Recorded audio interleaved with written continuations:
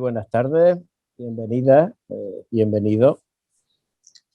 Como decía Miguel Río al comienzo de sus conciertos, gracias por estar ahí. Para el Ateneo de Granada, esta es su casa esta tarde, es un honor y una alegría colaborar con la Semana de Chernóbil en Granada.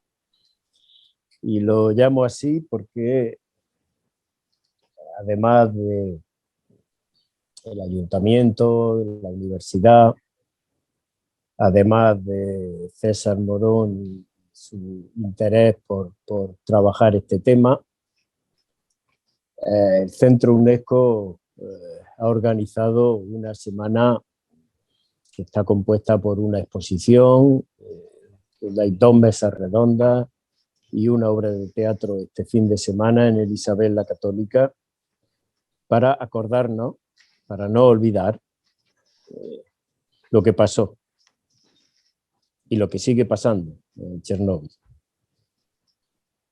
El otro día tuvimos la suerte de poder escuchar a Vladimir Zik, el fotógrafo de Izvestia,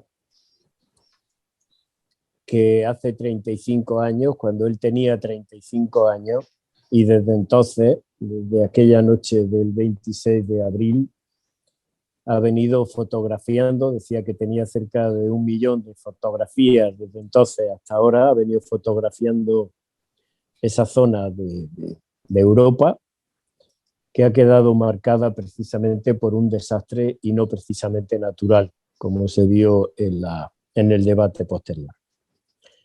Así es que muchas gracias y le voy a pasar la palabra a la gran protagonista de esta semana, que es Elena Carpaua, profesora de la Universidad de Granada y traductora, muy buena traductora, como pudimos comprobar el otro día, y sobre todo una luchadora nata que nació en esa tierra y se vino hace tiempo, pasando por Cuba, y se vino hace tiempo aquí, y aquí la tenemos y disfrutando de su saber hacer. Elena, cuando quiera, adelante, la palabra es tuya. Muchas gracias, Jesús. Yo quiero agradecer a todos los que están aquí acompañándonos hoy y seguimos con todas las actividades previstas dedicadas a esta celebración, si se puede decir, celebración de 35 aniversario de la tragedia de Chernóbil. Tenemos previstas muchas actividades y yo creo que estas actividades las vamos a extender un poco más que una semana. Esta semana está siendo a lo mejor la palabra densa porque tenemos mesas redondas, teatro, la exposición, pero es que al proyecto se están sumando muchas personas que están repartidas por todo el país. Se está sumando Barcelona con algunos proyectos de educación basada en proyectos, en la ciencia, y a partir del estudio de la fotografía, lo que era la catástrofe de Chernóbil, a partir del estudio del libro de Alexievich, la premio Nobel, que había reflejado en su estudio lo que pasó con Chernóbil, están trabajando en las aulas, están trabajando a través del arte, están trabajando a través de la investigación, están saliendo unas cosas preciosas. El siguiente paso, después de estar la exposición aquí en Granada, también la vamos a llevar a Lugo, a UNED, a la Universidad de Distancia, y después nos han hablado también desde Madrid, desde Málaga, que también tienen el deseo de disfrutar de esta exposición, pues también en su espacio. Yo quisiera agradecer a todas las instituciones, a todas las personas que están respaldando a nosotros en este proyecto. Quería también dar muchas gracias a las personas que van a estar hoy acompañándonos en esta mesa redonda. En primer lugar, mandar un gran saludo a Vladimir, que hoy no va a estar con nosotros porque ya hemos tenido con él el encuentro el martes. Hoy tenía que estar con nosotros también Luis Limkov de Barcelona, pero por circunstancias personales no puede acompañarnos, pero vamos a poner su grabación en la página del Centro UNESCO de Andalucía, y todo el que quiere consultar escuchar su ponencia podrá acceder a ella. Y hoy van a estar con nosotros Federico Velázquez de Castro, Rafael Vázquez García, Antonio César Morón, y nos vamos a hacer un viaje un poco más allá, como dice el mismo título de la exposición, nos vamos más allá de Privas, nos vamos más allá de la zona cero. Y aprovechando este espacio que Luis no está, voy a compartir con vosotros algo sobre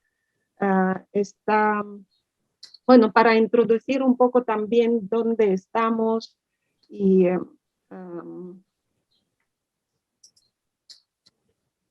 así creo que se va a ver mejor dónde estamos ubicándonos, y un poco sobre la misma catástrofe, un poco sobre el espacio que nos vincula con la exposición, con Belarus. Se ha hablado mucho de los efectos de la catástrofe en Rusia, en Ucrania, probablemente en algún otro país, poco, pero muy poco se habla de Belarus. Belarus realmente es el país más afectado por la catástrofe.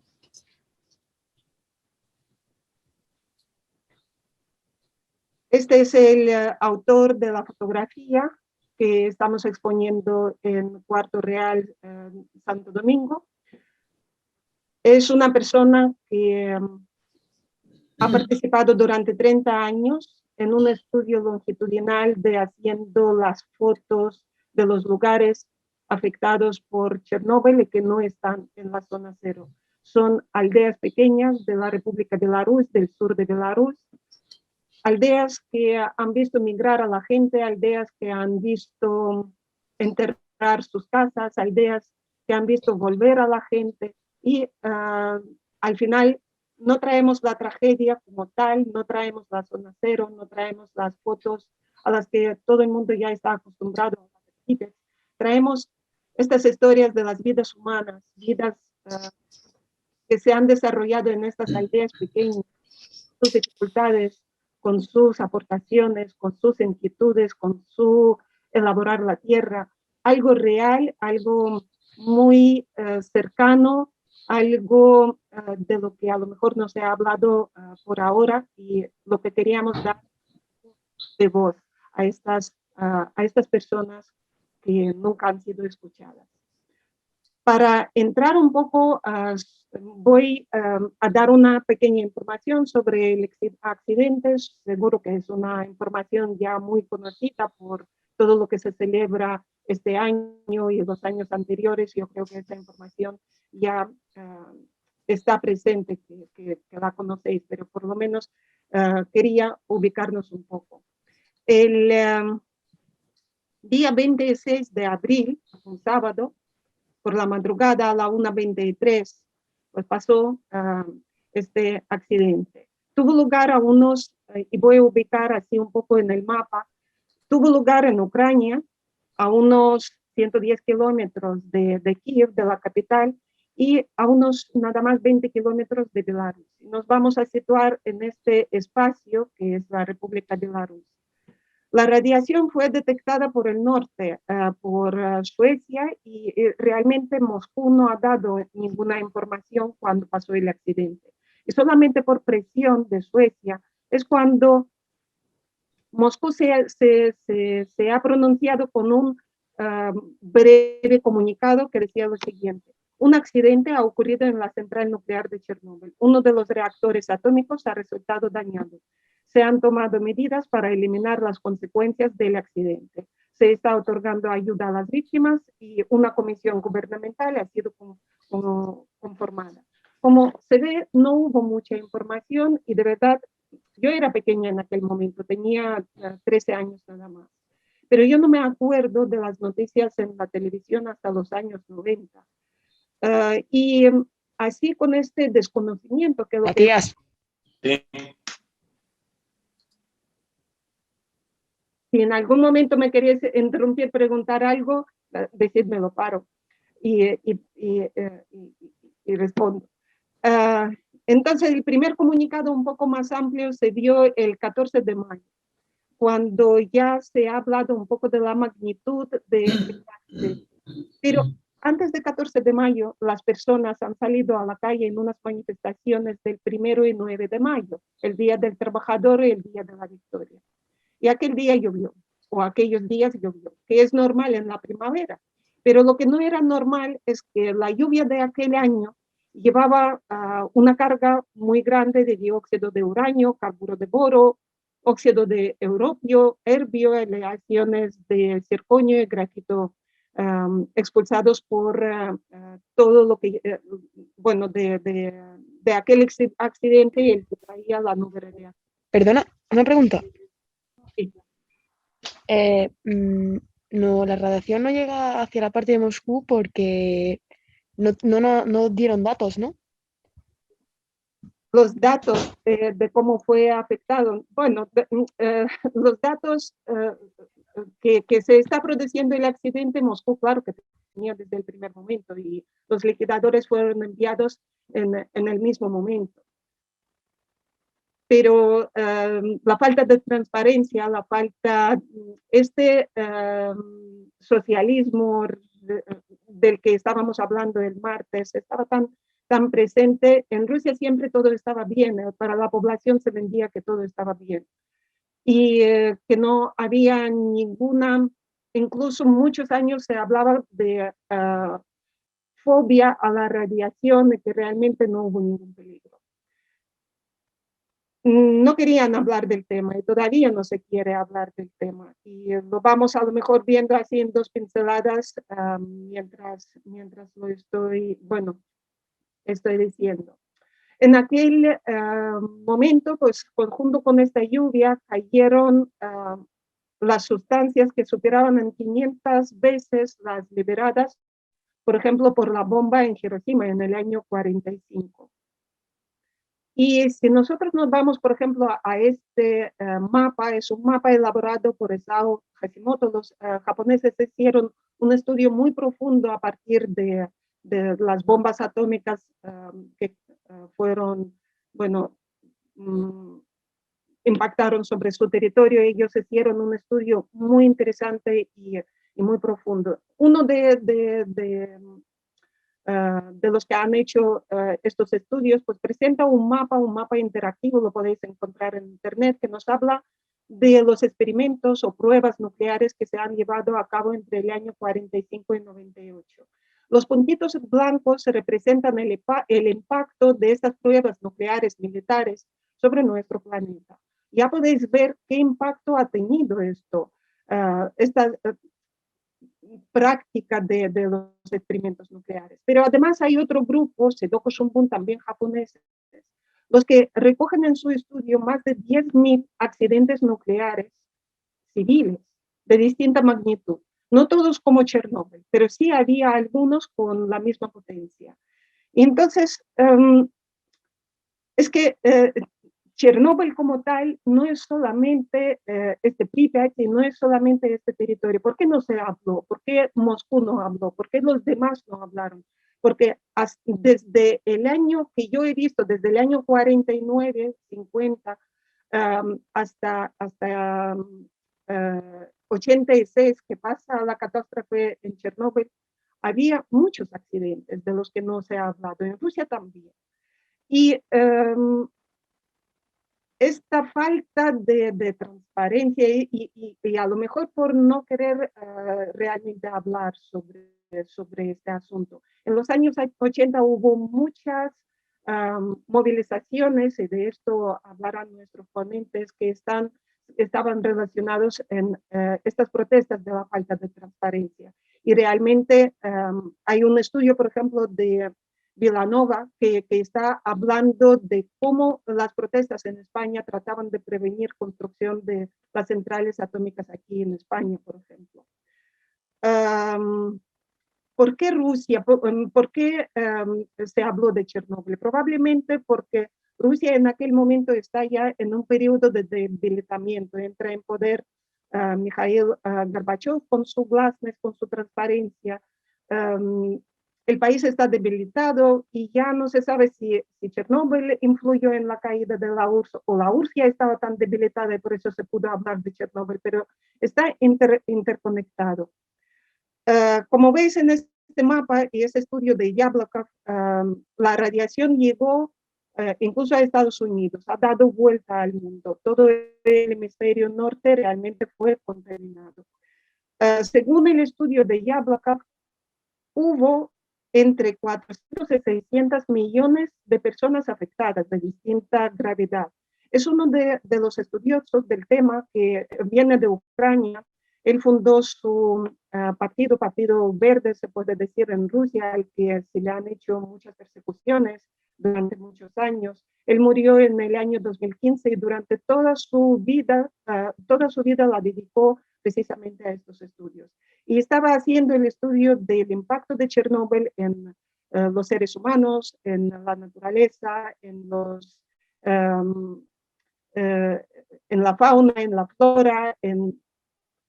Estaba tomando todo este estudio de cómo iba progresando el impacto y las consecuencias realmente de Chernóbil, porque todavía se puede leer algunos artículos que dicen que Chernóbil realmente no ha impactado en la gente, y hay un estudio, por ejemplo, del año 19 diciendo que los niños, los hijos de los liquidadores, no han tenido ningún efecto en su cuerpo, no han desarrollado, por ejemplo, cambios en la cadena de ADN. Pero según Yablokov, el impacto esta es una de las tablas que se puede sacar de su estudio. Solamente si cogemos la zona de Bielorrusia, Ucrania y Rusia, vemos la cantidad de personas afectadas por esto. En Bielorrusia, y es el país del que voy a hablar, pues hubo zonas de reasentamiento obligatorio de donde fueron llevadas fuera 135.000 personas, o las zonas con derecho de reasentamiento que incluían casi 7 millones de personas de 9 millones de personas de habitantes. Decir que todavía el país no ha llegado a recuperar 10 millones de habitantes que tenía en el año 86. Todavía, 35 años después, la población no se ha recuperado. Demográficamente, incluso se hablaba en los años, al principio de 2000, se hablaba con mucha preocupación que en el año 50 Belarus puede desaparecer por la crisis demográfica. Solamente de Belarus, en los trabajos de liquidación, Eduardo, 130.000 personas. Después, justo después de la catástrofe, inmediatamente después de la catástrofe, fue elaborado un sarcófago para cerrar esta zona. Con el tiempo se vio afectado y por eso en el año 2017 se ha puesto el nuevo sarcófago, arca como lo están llamando, una construcción que nunca se había visto en nuestro planeta, en el que fueron invertidos en torno de 150 millones de euros. Es mucho trabajo para proteger este sitio, porque todavía no se sabe qué es lo que tiene ahí adentro. Todavía hay como una masa viva que todavía dará que hacer a las futuras generaciones, porque este sarcófago ¿Cuánto dinero? está previsto para unos 100 años más o menos de duración. Después ya las generaciones futuras tendrán que enfrentarse a todo eso. El apagón completo está previsto para el año 2022, dentro de un año. La radiación no bajará hasta el año 45 y el desmantelamiento oficial completo se está fijado para el año 65. Como veis, todavía nos quedan 45 años para su desmantelamiento. Y un poco también sobre Belarus, donde centramos nuestra fotografía. Y aquí a lo mejor habría que recordar también algunas comparaciones, no sé si cabe o no, pero esto también lo lleva a cabo, por ejemplo, en su estudio Alexievich cuando escribe su obra. Y ella hace esta comparación. Durante la Segunda Guerra Mundial, donde Rusia, la URSS en aquel momento había sufrido tanto, Bielorrusia era uno de los sitios por donde pasaron el ejército alemán y tanto pasó como volvió por el mismo territorio, y mayor parte del territorio fue pues arrasado por la guerra. Durante esta guerra, en el país una habían preguntilla. desaparecido 619 aldeas junto con sus habitantes. Después de Chernóbil, el país perdió 485 aldeas y pueblos, y 150 de estas aldeas fueron enterradas, más o menos 14.000 edificaciones, enterradas por la cantidad de contaminación radiactiva que tenía. Si nosotros vemos también este gráfico, entre los países más afectados por la catástrofe, Rusia ocupa 2%, Ucrania unos 17%, y territorio de Belarus fue afectado en más de 80%. Por estos elementos como yodo, cesio, estroncio, plutonio, y como veis el periodo de semidesintegración es diferente, pero por ejemplo plutonio es cierto que ha contaminado 2% del territorio, pero su periodo de semidesintegración está en 24.000 años. ¿Cuántos años todavía nos queda para poder hablar de la descontaminación del territorio? Aquí recojo una tabla de periodo de semidesintegración de los alimentos, a los que habría que añadir también la onda de expansión, digamos, de estos elementos, lo que marcaría cómo estos elementos atraviesan nuestros cuerpos, por qué se quedan en los cuerpos, por qué no pueden salir de los cuerpos, como por ejemplo yodo con una potencia a lo mejor débil, porque es onda alfa, y su duración de semidesintegración es 8 días, pero no puede salir del organismo y choca contra, por ejemplo, los tejidos humanos, causando, por ejemplo, el cáncer de tiroides. Este mapa representa la contaminación en la República Belarus solamente por cesio. Como ves, todo el territorio está contaminado, y más esta parte del sur del país donde fue afectado mayoritariamente. Esto fue en el año 86. Este mapa es de hoy día. Y todavía para el año 46, y esta es la zona de Minsk que se dice que es la menos afectada, para el año 46 las previsiones de contaminación del territorio. Cuando viajamos por el país, los cementerios impactan, porque además ahí se entierra en la tierra y tú ves el tamaño real del impacto sobre la población. Aunque digan que es radiofobia, aunque digan que la gente no ha sufrido, los cementerios han crecido de una forma espantosa. Yablakov, cuando nos está hablando del impacto, nos dice que mortalidad había crecido en un 23%. Si antes de Chernóbil, por cada 100.000 habitantes de Belarus se producían cerca de 82 casos de enfermedades oncológicas, hoy por cada 100.000 habitantes hay 6.000 enfermos. Y él dice que esta exposición a las enfermedades oncológicas se ha multiplicado por 74. También nos habla de la aparición de distintas enfermedades que antes no fueron, no solo no controladas, sino que tampoco estuvieron, a lo mejor no tuvieron lugar, como por ejemplo la inmunodeficiencia adquirida por la exposición a bajas dosis de radiación durante mucho tiempo, o por ejemplo el corazón de Chernóbil, cuando los niños nacen sin una separación entre el ventrículo derecho e izquierdo, y hay que intervenir en las primeras horas de vida para que esta persona pueda seguir viviendo. O las dificultades, disfunciones en el sistema neurológico, o por ejemplo mutaciones genéticas, o las incluso deficiencias mentales, que no solamente se habla de cáncer. Y nosotros realmente no queríamos parar solamente en los desastres, queríamos destacar también la parte a lo mejor más humana, más positiva, más colaborativa de todo lo que nos trajo Chernóbil. Por ejemplo, uno de los programas era el programa de acogida de los menores que habían sufrido el impacto de Chernóbil. Y España es uno de los países que han participado en este programa. Solamente entre los años 94, me parece, hasta 2005, habían participado en torno de 70.000 familias en España. cada verano una familia podía acoger entre 1 hasta 7 niños, así que multiplicando es una cantidad muy grande de la población bielorrusa que ha estado en España. Y no solamente en España, si ves en Italia, prevalece el número de familias que había acogido a los niños bielorrusos, o en Alemania. Alemania también ha prestado muchos programas de saneamiento, en hospitales, atención en hospitales a los niños enfermos de cáncer. Y realmente hay mucha población que había visto cómo vive Europa. Bielorrusia es un país con el régimen dictatorial y ahora están luchando por unas elecciones dignas. Desde el mes de agosto están en manifestaciones no violentas.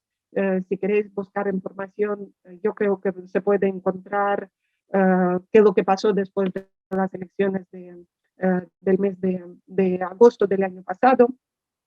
Y creo, no sé, todavía no tengo los datos fijos, pero a mí me parece que toda esta población joven que hoy tiene en torno de 35 o 40 años, los que han visto cómo se vive en un régimen democrático lo están trayendo a su país y están moviendo estos cimientos de una persona que lleva en el poder desde el año 94, 96, cuando se proclamó como presidente, sin posibilidad de dejar el cargo.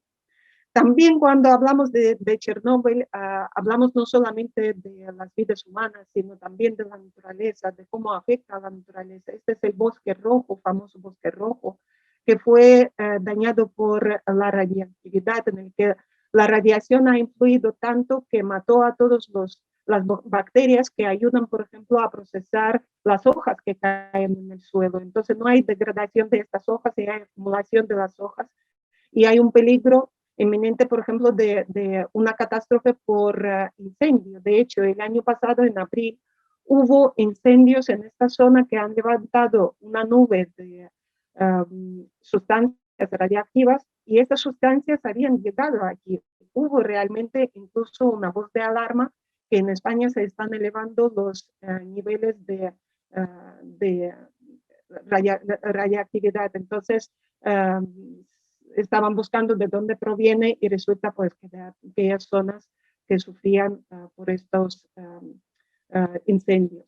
También en el año, creo que 12 era, se habló, por ejemplo, de aumento de las temperaturas por simplemente el impacto de las bombas de Hiroshima y Nagasaki. Pero yo en aquel momento les pregunté, ¿y el accidente de Chernóbil ha influido en la subida de la temperatura?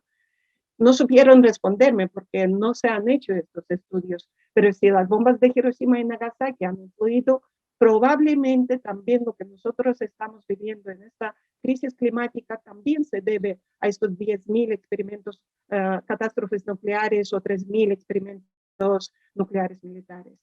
Y ahí todo lo que estamos viviendo ahora, también tenemos que tener conciencia que probablemente también está relacionada con nuestra actividad.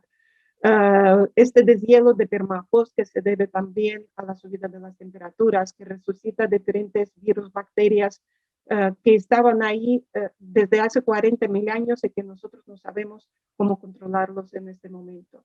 Ya en el año 2019 la ONU mandaba una voz de alarma diciendo: cuidado, porque tenemos que cambiar nuestras conductas, nuestras responsabilidades con la tierra, cómo nos tratamos, cómo tratamos a la naturaleza, al planeta. Y decía la ONU que nos quedaba solamente 12 años de vida si nosotros seguimos con la misma forma de convivir en este mundo.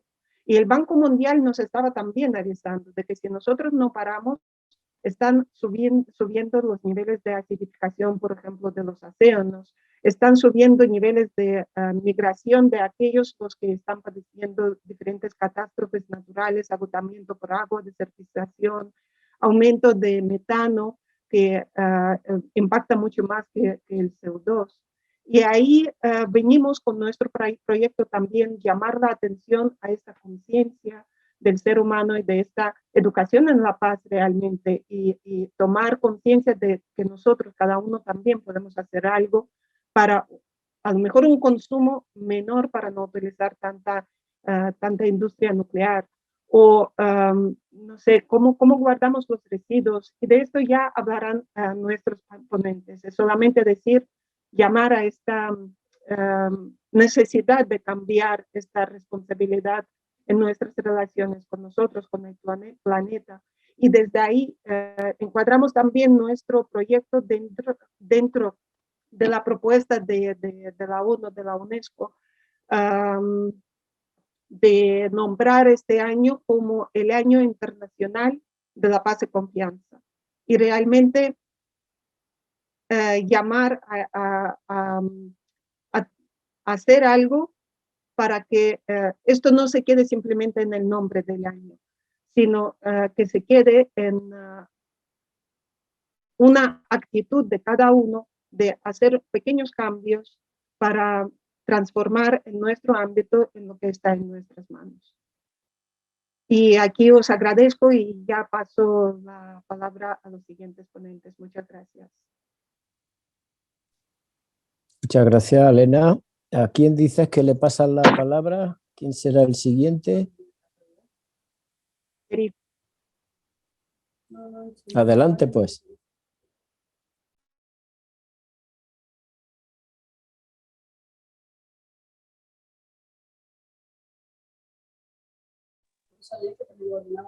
Paso la palabra a Federico Velasco. Federico, cuando quieras, activa tu micro y tu cámara si quieres. Experto en la educación ambiental y presidente de la asociación.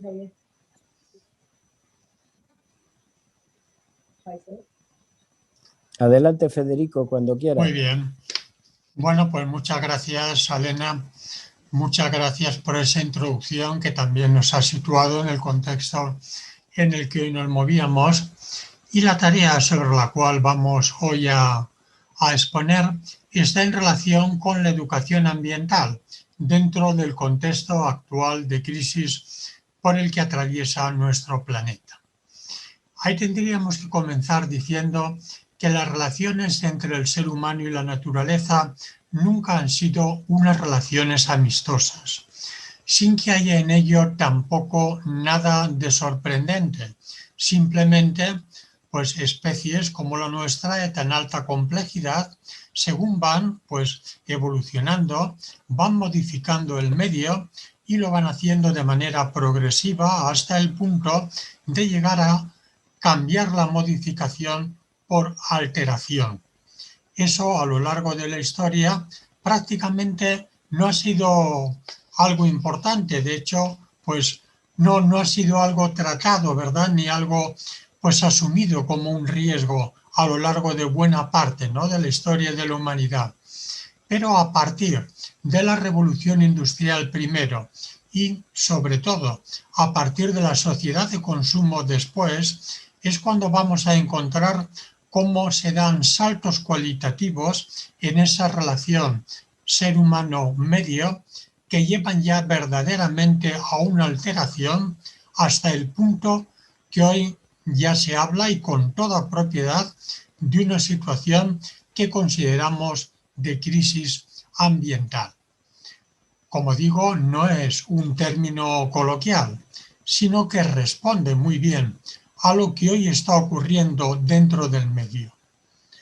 Tener como ahora una situación de riesgo, una situación preocupante, una situación de encrucijada en la cual se abren delante de nosotros diferentes escenarios, todo ello es lo que configura la situación de crisis por la que hoy atraviesa nuestro planeta.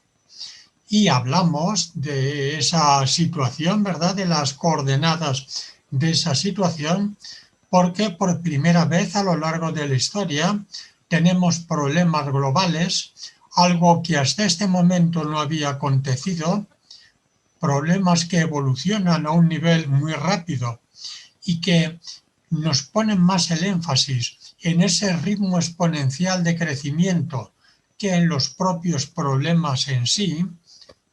Una gran cantidad de estos, es decir, un número que cada vez es más abundante, y finalmente problemas que tienen un alto nivel de persistencia. Hace un momento lo veíamos en relación a los residuos radiactivos, cómo se trata de algo que el ser humano genera, pero que luego, una vez ya producido, nos va a costar mucho trabajo poder desprendernos de ellos. Igual que ocurre en ese caso, podríamos hablar también de una gran cantidad de problemas ambientales, todos ellos caracterizados por esos largos tiempos de residencia que pues, van a llevar a que nos acompañen a lo largo de periodos de tiempo dilatados. Hoy conocemos bien cuáles son las causas de la crisis ambiental y sabemos que más allá de lo que podríamos considerar como causas inmediatas, hay un modelo económico codicioso, un modelo económico generador de desigualdad, de injusticia y de exclusión, un modelo económico para que seres humanos y naturaleza son mercancías a explotar y que como consecuencia de ese enfoque y de esa relación con los recursos y con el resto de seres humanos, todo ello es lo que en último término ha ido configurando la situación de crisis en la cual hoy nos desenvolvemos. Las consecuencias ya las podemos ver tanto a nivel de biodiversidad, en donde hoy algunos biólogos como Lieke y otros hablan de que estamos ya en un contexto de sexta extinción, donde las especies pueden estar desapareciendo a un ritmo entre 100 y 1000 veces mayor de lo que sería lo esperable. Y paralelamente a eso se está alterando el clima, que no lo olvidemos, el clima es la vida de la vida o la matriz de la vida o el crisol de la vida, y donde hoy ya estamos registrando, según datos recogidos en este mismo mes de abril, una temperatura de 1,2 grados superior a la temperatura esperable y unas concentraciones de dióxido de carbono de 421 partes por millón, concentración nunca acontecida, por supuesto, en la historia de la humanidad, pero tampoco en los últimos 800.000 años. Todo eso va a generar un contexto hostil tanto para el ser humano como para el resto de las especies. Para el ser humano añadamos además que el hecho de que hoy estemos generando tal cantidad de productos químicos que, según los propios datos de las industrias, superan los 120.000 y de los cuales de ellos no conozcamos apenas un 10% de lo que es su evolución, todo eso está llevando a que algunos estén comenzando a retornar hacia nuestros organismos y a través del aire, del agua, de los alimentos, comiencen ya a acumularse, habiendo observado cómo en nuestros cuerpos podemos encontrar hasta 2 docenas de compuestos xenobióticos. Y en eso trabaja un profesor de esta universidad, como es Nicolás Olea, que frecuentemente nos pone al día sobre la incidencia de este tipo de productos y especialmente aquellos que guardan una mayor relación con la alteración de nuestro sistema endocrino. Pues bien, pese a todo, hoy el mensaje que transmitimos, porque es un mensaje igual de real que el de crisis que comentábamos antes, es que todavía hay esperanza. Todavía podemos hablar de estas temáticas porque todavía estamos a tiempo. No tenemos mucho, pero todavía estamos a tiempo. Y todavía dentro de esos escenarios que se abren delante de nosotros, tenemos la capacidad de intervenir para que nos dirijamos a aquellos más sostenibles, más saludables y nos vayamos apartando de los que podrían llegar a ser más catastróficos. Que no lo olvidemos, también son reales, pero no necesariamente obligatorios. Por lo tanto, estamos en un momento donde todavía tenemos la capacidad de intervención. obviamente siempre que actuemos a los 3 niveles esperables, a nivel institucional, a nivel social y a nivel personal. El institucional es bien conocido y desde luego siempre debe de estar ahí, máxime cuando nos enfrentamos a problemas de índole global. Por lo tanto, la existencia de protocolos, de convenios, de legislación, si vamos bajando ya a niveles más cercanos, todo ello es imprescindible si queremos abordar de una manera fehaciente los diferentes aspectos de la crisis. Convenios y protocolos como el de Montreal, como el Oslo-París, como el propio de París-Kioto para el cambio climático, que son las normas internacionales que nos permiten tener un marco regulador sobre el cual podemos actuar. Pero hay 2 niveles donde la educación ambiental tiene capacidad de intervención, que sería el nivel personal y el nivel social, que por cierto responden a los 2 ejes, que son los que configuran la naturaleza del propio ser humano, lo personal y lo comunitario. Es decir, se trata de ir cambiando a nivel personal una serie de hábitos para que luego también vayamos entrando en un cambio a nivel colectivo. Para ello, la educación ambiental tiene un objetivo primordial, que es la generación de conciencia.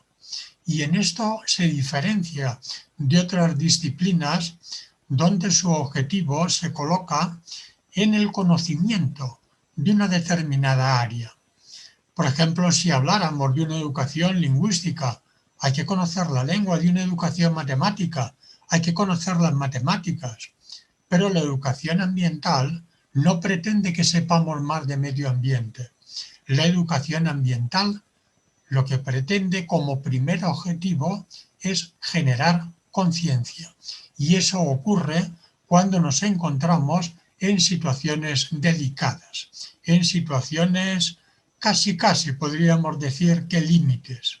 Por lo tanto, hoy la educación ambiental intenta acudir a medios a través de los cuales esa generación de conciencia lleve a un despertar, lleve a un darse cuenta de lo que está ocurriendo para que eso vaya generando un determinado comportamiento, un posicionamiento distinto por parte de las personas. Por lo tanto, la educación ambiental plantearía como 4 pasos a través de los cuales intenta ir influyendo dentro del modo actual de vida que tenemos para ir acercándonos a un modelo diferente. Primer paso que la educación ambiental aporta sería la interpretación.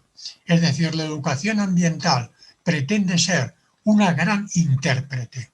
Es decir, que la población conozca por qué ocurre lo que ocurre.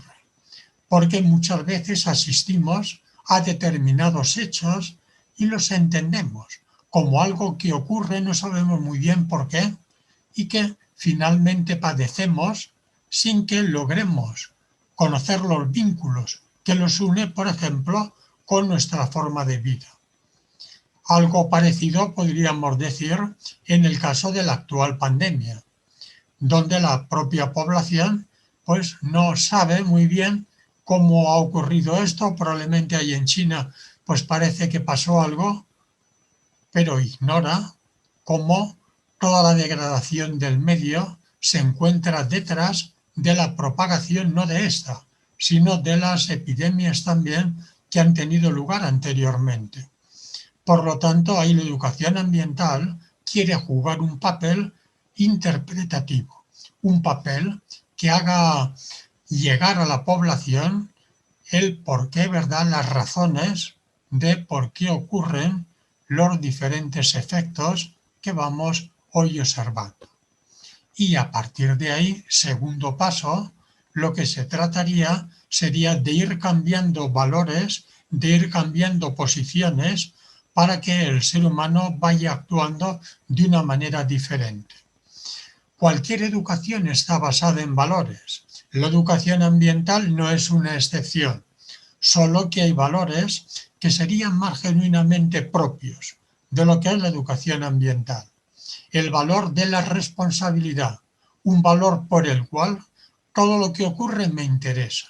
Y no solamente todo lo que ocurre a nivel humano, nada de lo humano me es ajeno. Hoy tendríamos que decir, nada de la vida me es ajeno, porque hoy me debe de interesar cualquier cosa que ocurra en el planeta que habito. Por lo tanto, responsabilidad, un valor capital para el crecimiento, ¿verdad? Y para que el ser humano llegue a ser lo que debe ser. Valor del respeto, a través del cual ya no solamente mantengo una actitud de consideración hacia las personas, sino hacia toda forma de vida. Valor de la sencillez, valor del compromiso.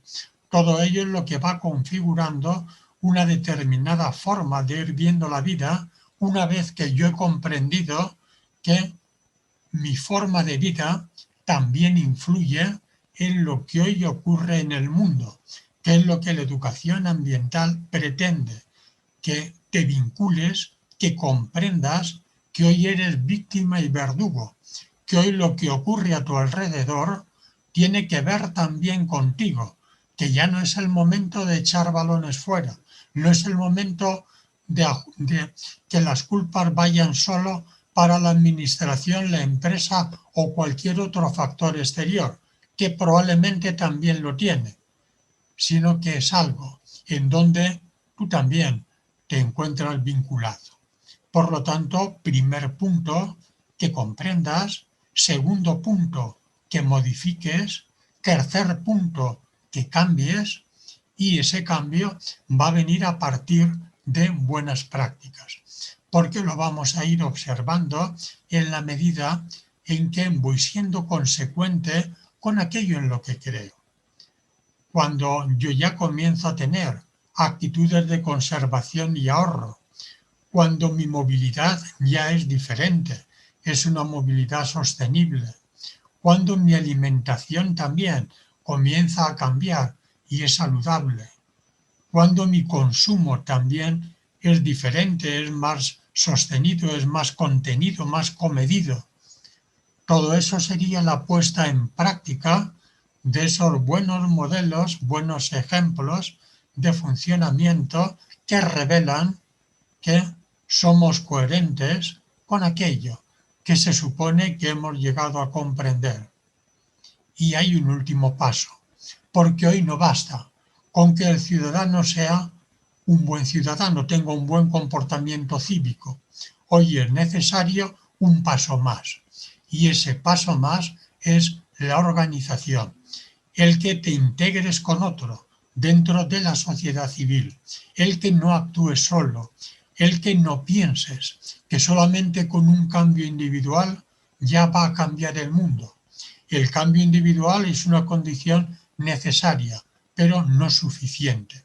Por lo tanto, los 4 pasos a través de los cuales la educación ambiental pretende aportar a la resolución de los problemas ambientales comienza con la comprensión, continúa con el cambio de valores, se pone en práctica a través de las buenas actitudes y finalmente termina con el compromiso, termina con la organización, termina con el encuentro de otros para poder reivindicar y trabajar por una sociedad mejor.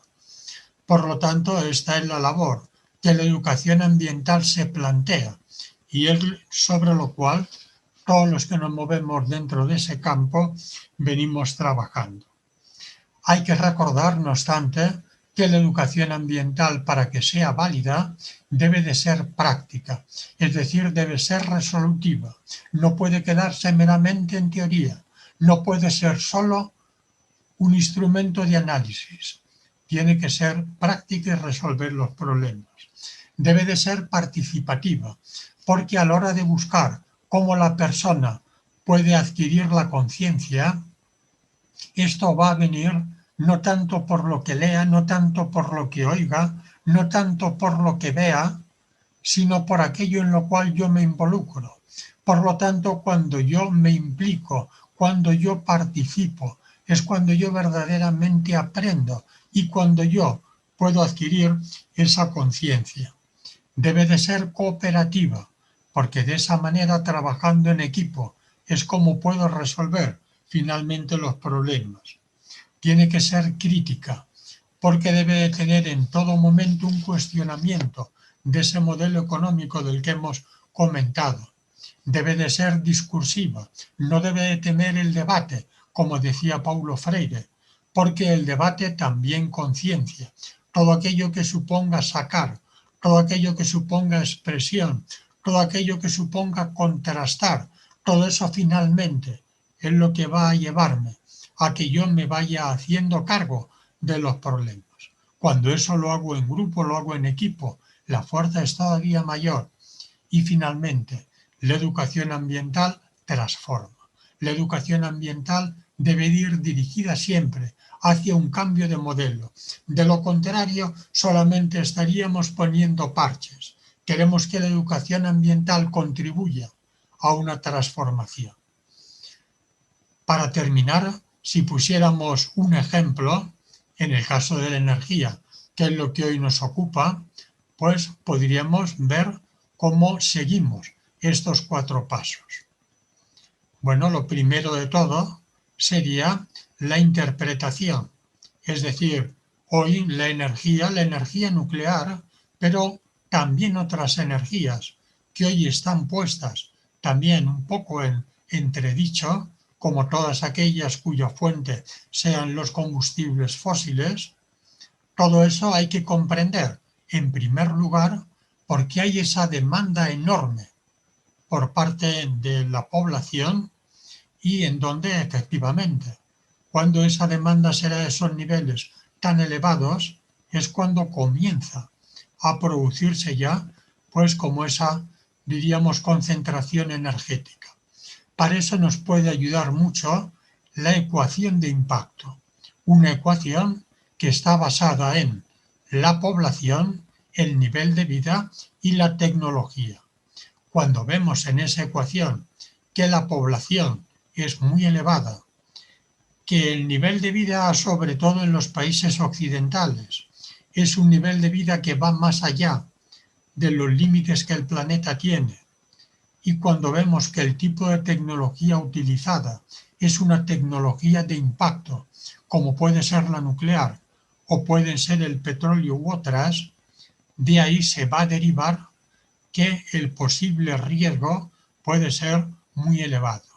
Por lo tanto, si queremos reducir los riesgos que la implantación de la energía tiene, o incluso con las renovables, hay un gran debate, porque comenzamos a ver cómo, sobre todo en Andalucía, empresas avispadas están intentando comprar terreno, o a veces no se compra, directamente puede que el Estado lo expropie para introducir granjas solares. Y eso también lleva una cierta contestación. Bueno, todo eso sería el resultado de comprender quién está detrás de esa demanda incesante de energía.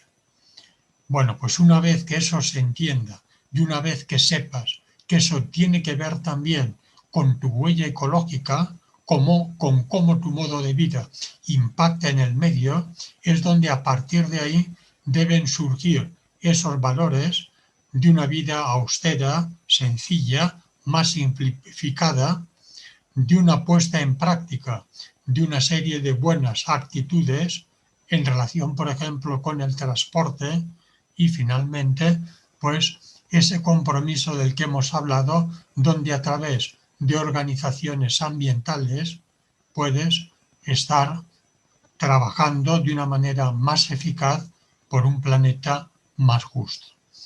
Por lo tanto, diríamos en síntesis que aunque la educación por ella sola no va a resolver todo, sin ella no hay tampoco posibilidades de que las cosas, de que los cambios sean definitivos.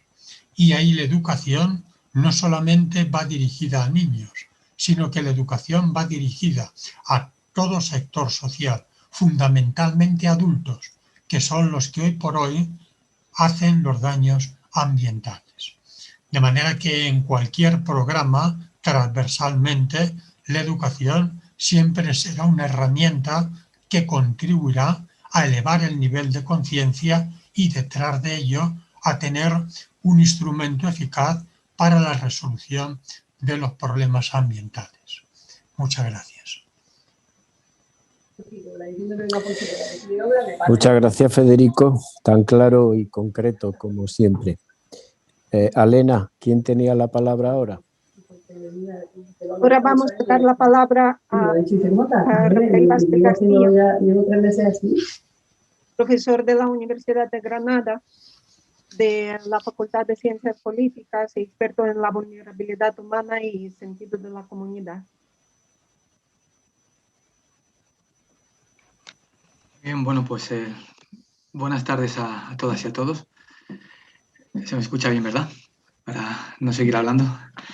Bien, bueno, en primer lugar, gracias de nuevo a Elena por traernos aquí, por todo este torrente de energía que has dedicado desde hace mucho tiempo, cuando ya el año pasado te empeñaste en que todo esto que estaba en tu cabeza tuviera forma y al final, pues aquí estamos por ti, fundamentalmente, y has conseguido congregar y estás generando conciencia, además de vincularnos en un debate, que es muy, muy importante. También gracias al Ateneo, a Jesús y a la gente del Ateneo, con quienes he tenido ocasión de colaborar en otras ocasiones a través del profesor Jerez Mir, fundamentalmente, y de mi gran amigo Antonio Montoya. Y bueno, pues a Federico, como lo escuché la otra vez, y siempre estoy como encantado, ¿no?, de escucharlo, me quedo como embobado y bueno, suscribo todo el discurso que ha planteado y obviamente sin esa educación medioambiental posiblemente nos encontremos en una situación, no ya límite, sino una situación ya apocalíptica, ¿no? La única solución que tenemos, yo voy a hablar un poco más de esto, pero desde otra perspectiva. Pero sin duda, si no ponemos en marcha un tipo de educación medioambiental que es toma de conciencia, pues las escasas posibilidades que creo yo que tenemos, y ya estoy adelantando cuál es mi posición, creo que tenemos posibilidades muy escasas de revertir la situación, desaparecerían, las escasas que tenemos desaparecerían. Bueno, aunque aquí en esta ocasión, la otra vez tuvimos a Vladimir también pues, en la misma sesión, ¿no? Quienes no hayáis podido ver las fotografías, os recomiendo que os paséis por la exposición, porque las fotografías de Vladimir nos hacen reflexionar, nos llevan directamente al lugar, pero también nos sacan del lugar y nos hacen vincularnos conceptualmente, anacrónicamente o fuera de la sincronía histórica a lo que Chernobyl fue y lo que sigue siendo de alguna manera, o las lecciones que nos puede seguir ofreciendo Chernobyl. Para mí es una ocasión, ojalá no hubiera ocurrido esto, pero como ha ocurrido y tenemos 35 años desde entonces, es una buena ocasión para seguir reflexionando sobre cuestiones que ya se plantearon en los años subsiguientes y que 35 años después siguen planteándose. De forma personal, mi relación con el tema tiene como dos momentos o dos circunstancias así como anecdóticas personales. Me vais a permitir que las cuente muy rápidamente para decir que de alguna manera a todos nos ha tocado Chernobyl, aunque fuera indirectamente. Yo nací en el año 77, por lo tanto mis recuerdos tampoco son muy... Y además en España, no en el caso de Elena, que aunque tuviera ya 13 años, vivía allí, pues ya sabéis que si la información era poco fluida en el entorno de la propia Unión Soviética, pues imaginad en otras latitudes, ¿no? Aquello pues iba llegando con muchos filtros. No tengo una idea directa ni digamos, una experiencia directa de haber escuchado sobre Chernobyl cuando ocurrió, pero sí indirecta posterior, ¿no?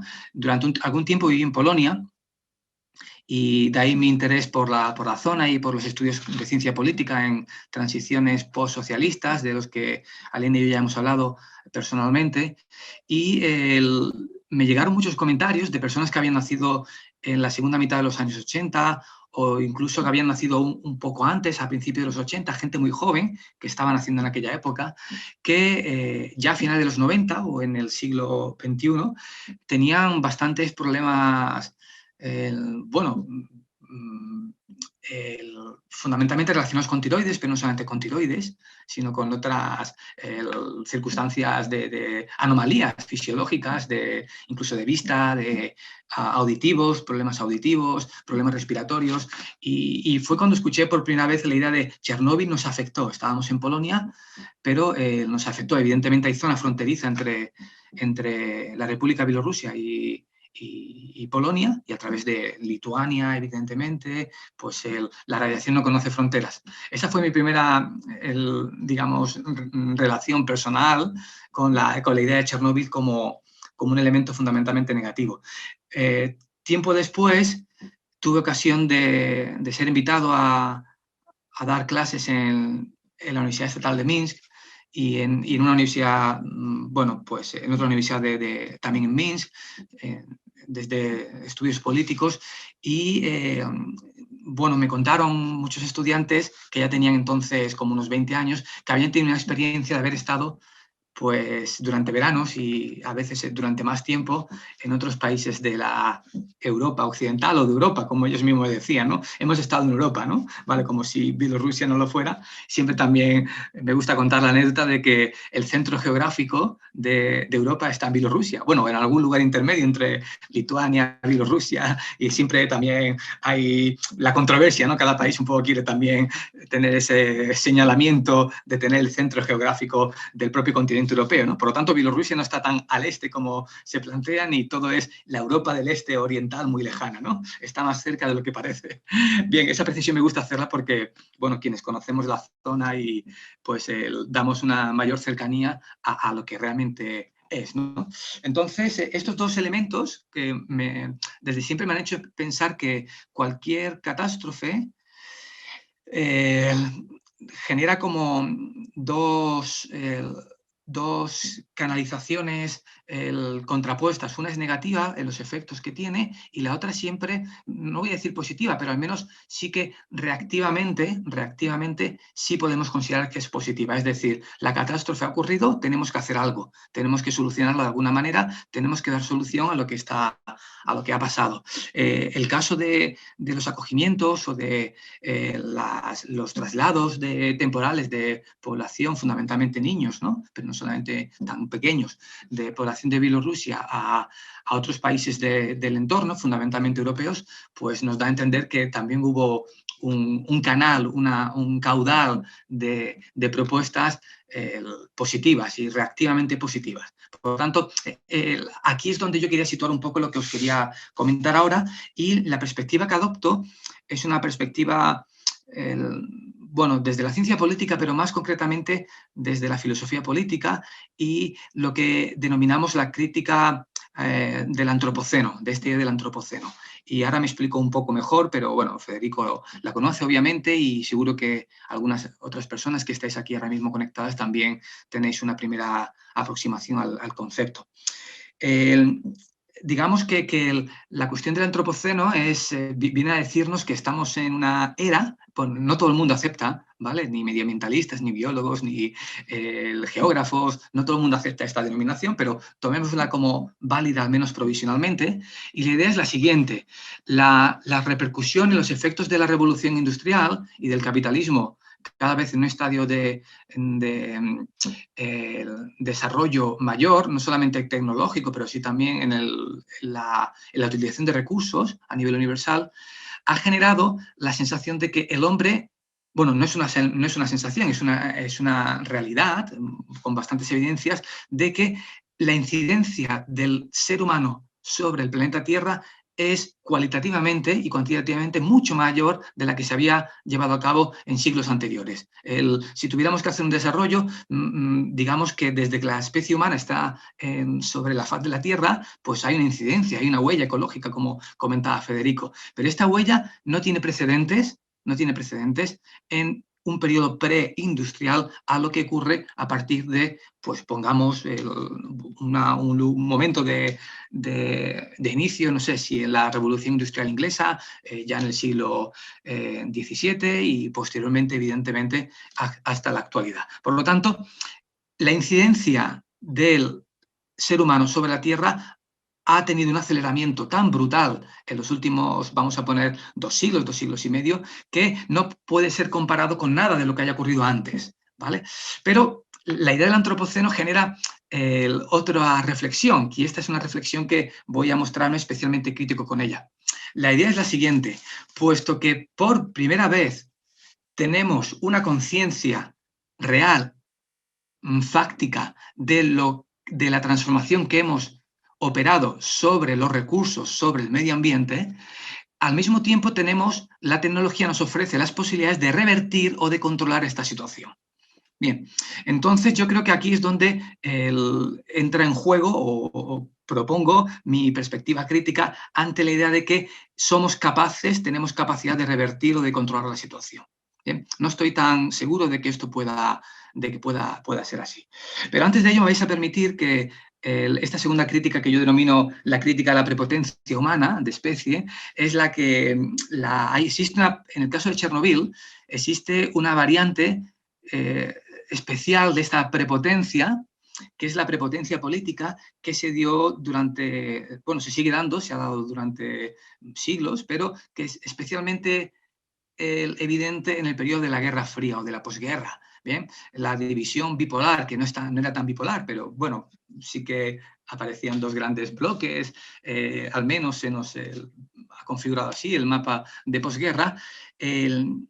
Es muy congruente con la reacción, alguien preguntaba al principio, bueno, Moscú, ¿no? Pues es muy congruente con la reacción de Moscú, y cuando digo congruente no significa que la acepte, ni mucho menos, es muy denostable y muy criticable, pero es muy congruente con la idea de prepotencia política, la idea imperial de que todo está bajo control y que nada puede escapar de nuestro control. Bien, esto no es nuevo en la historia de la humanidad, ni es nuevo en la historia política, no es nuevo.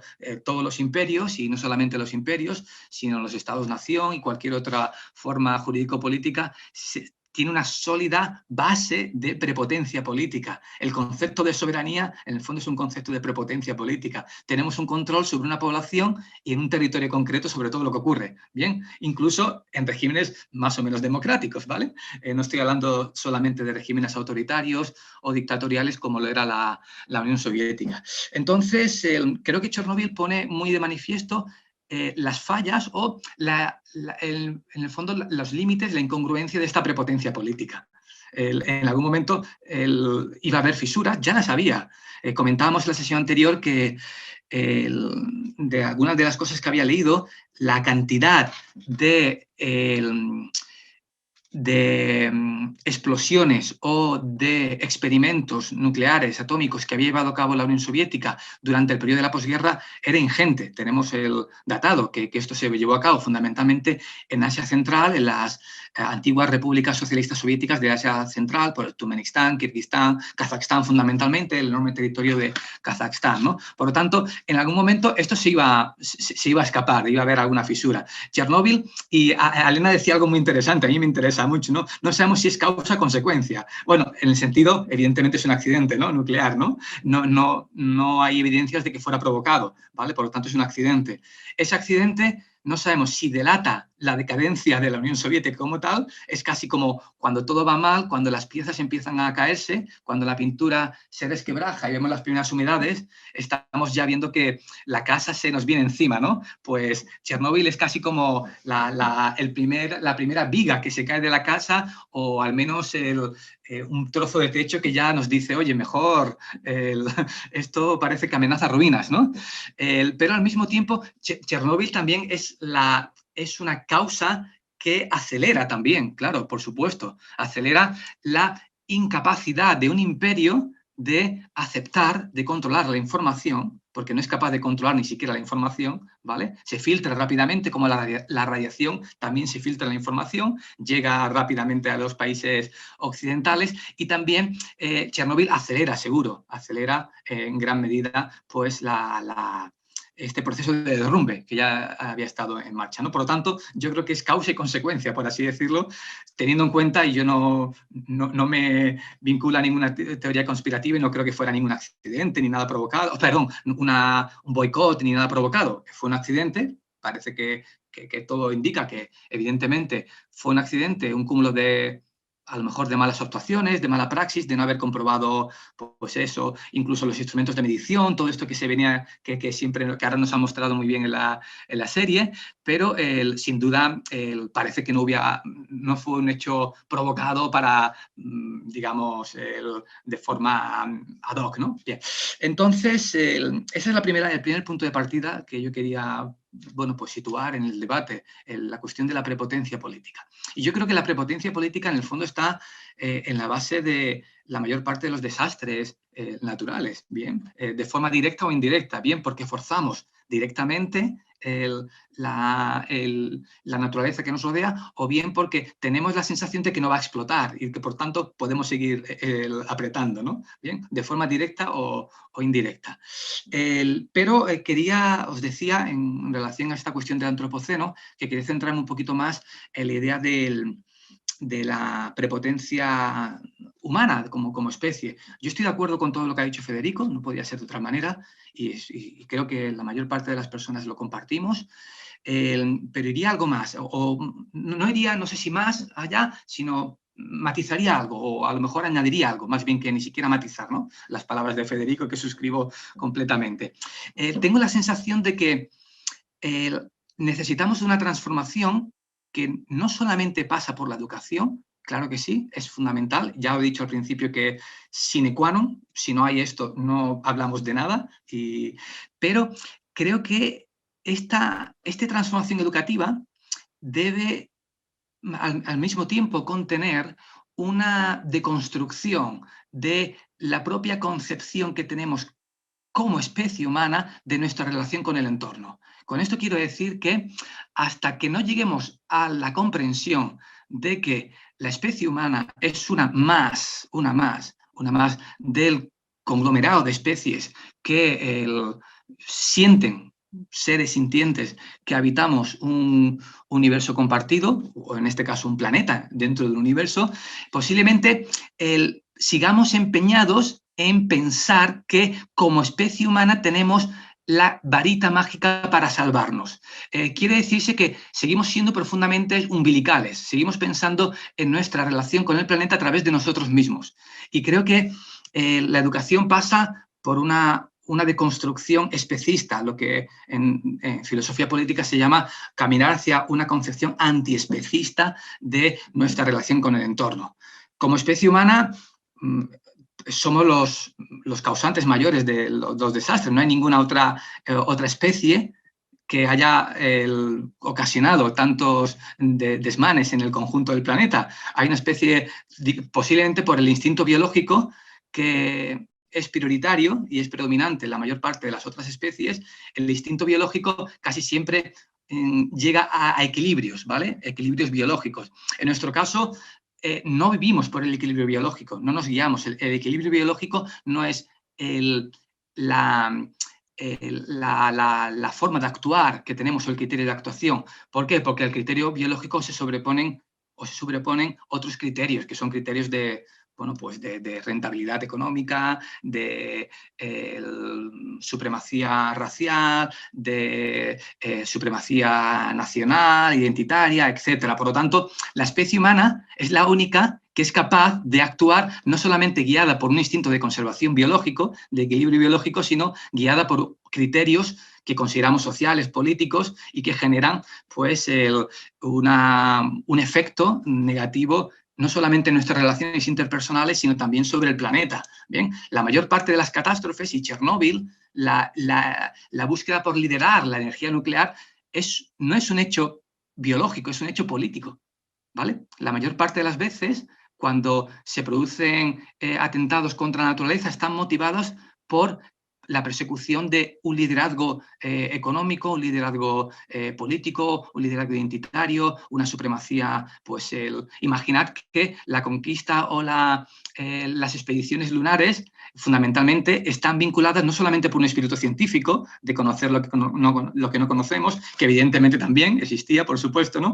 Esa curiosidad, pero sino fundamentalmente fue una lucha política, ¿vale? Por decir que quién conquista, quién empieza a tener el control de no solamente de lo que tenemos en la Tierra o inmediatamente cercano, sino de lo que hay mucho más lejos. Eso es un buen ejemplo para que entendamos que hay criterios políticos que son quienes provocan una incidencia mucho mayor que nuestra huella ecológica o biológica. Imaginar también que nuestro consumo también es un consumo político, no consumimos únicamente como sustento biológico, no lo hacemos. Si fuera así, pues consumiríamos de otra manera, claro, como hemos hecho en otros momentos. Nuestro consumo, los patrones de consumo están mediados por circunstancias sociales, políticas y también por circunstancias de estatus, de clase social, etc. Todo esto, que es propio de la especie humana, de nuestra complejidad, al mismo tiempo nos sitúa en, si no está debidamente pensada o actuada de forma crítica en una situación con claras consecuencias de peligrosidad hacia el planeta. Bien, con esto no estoy denostando nuestra propia naturaleza, que es mucho más compleja que la de otros seres sintientes. Estoy diciendo que necesitamos verla desde una perspectiva muy autocrítica. Bien, esto es lo que quería decir. Entonces, bueno, este era tengo más cosas, pero no quería entrar en muchos detalles sobre lo que considero que es la crítica a la prepotencia humana como especie a través del concepto de antropoceno. Bien, vuelvo a repetir, la idea del antropoceno no solamente es como hemos tenido una incidencia mucho mayor en un lapso de tiempo reducido, los 2 o 3 últimos siglos, somos capaces de revertir, de contener al menos, de contener la situación. Yo no creo que estemos en esa situación, incluso hay un buen número de biólogos, zoólogos, medioambientalistas que nos dicen que realmente la situación en la que estamos tiene que ser mucho más realista y lo que tenemos ahora es que empezar a pensar cómo gestionamos el apocalipsis. Ni siquiera estamos en situación de revertir ya, ¿vale? La situación, digamos que vamos a tener consecuencias sobre todo lo que hemos hecho anteriormente, lo que venimos haciendo en los próximos años. La filosofía no es vamos a pararlo, tenemos poco tiempo. La filosofía es esto ya va a ocurrir. El apocalipsis, en el sentido no bíblico, ¿vale? En el sentido medioambiental, ya va a ocurrir. Por lo tanto, perdemos el tiempo si no estamos pensando en cómo gestionar circunstancias de el cambio climático brutal, circunstancias de cómo acogemos o cómo vamos a gestionar la vida de los refugiados climáticos. Esto ya es bastante real, quiere decir, no estoy hablando ya ahora de ciencia ficción ni de lo que puede ocurrir, ¿vale? Existen ya refugiados climáticos, existen ya circunstancias bastante, oprobiosas para la propia existencia humana en algunas partes del planeta, que prácticamente se están deshabitando porque no pueden, bueno, no ofrecen las garantías mínimas para poder vivir. Por lo tanto, la pregunta sería ¿cómo gestionamos el apocalipsis medioambiental? ¿Cómo gestionamos, si no queréis utilizar la palabra apocalipsis por esas reminiscencias, el colapso, ¿vale? El colapso medioambiental ya se ha producido, se está produciendo. La cuestión ni siquiera es revertir la situación. Pero bueno, estos son, yo tiendo a pensar desde mi posición más antiespecista y de propia, no es misantropía, pero sí de poca confianza en la especie humana, que estas teorías tienen, bueno, algo más de sustento que quienes piensan que aún estamos en situación de revertir, aunque obviamente me gustaría equivocarme y pensar que bueno, podemos hacerlo mejor y que no vamos a llegar a situaciones extremas, ¿no?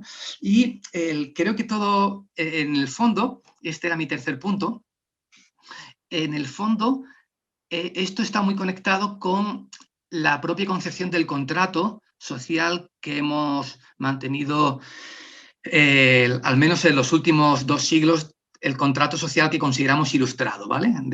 Y no me voy a poner aquí muy filosófico porque no tengo por qué hacerlo, ni me apetece tampoco, pero creo que la idea del contrato social que tenemos Y por eso decía que Chernóbil es estupendo, lamentablemente es una situación que se ha dado, pero de la que podemos aprender y reflexionar. Decía que este contrato tiene como 4 anclajes, ¿vale? La idea de contrato social, contrato político, el capitalista, liberal capitalista o ilustrado. La primera es que es un contrato falto de la concepción de vulnerabilidad. Y esto los libros de historia se han tratado de repetirlo. El hombre, o la situación de progreso ad infinitum, esto se nos dice siempre de la Ilustración, el progreso ad infinitum. El hombre armado con las armas de la razón no conoce límites. Sería porque la razón, y a través de la razón y la tecnología, la especie humana puede, colonizar todos los ámbitos y no tiene límites en ello. En ningún caso no hay autores, no hay una filosofía de la vulnerabilidad, de la fragilidad como especie, ni tampoco como de eso. O cuando las hay, decía ahora Jesús levantando la mano, posiblemente sea mínima. La idea del contrato ilustrado es una idea muy prepotente. Es la idea del hombre casi de progreso ad infinitum, o al menos es la mayoritaria. Evidentemente habrá resquicios y hay quienes ya pusieron el dedo en la llaga en algún momento. Pero la idea que permea mayoritariamente esa idea de contrato es esa. Por lo tanto, yo creo que el que no aparezca la idea de vulnerabilidad, de fragilidad, nos sitúa en una situación más vulnerable y frágil de la que podíamos pensar, ¿no? Es decir, debemos asumir que todo contrato, todo compromiso social debe basarse como punto esencial de partida en la vulnerabilidad, la fragilidad. Podemos desaparecer como especie, como han desaparecido muchas otras, ¿vale? Y además la propia naturaleza humana es esencialmente frágil por muchas razones y médicamente lo es, y cualquier circunstancia como esta nos lo demuestra. La segunda es que el contrato social, político, liberal también es bastante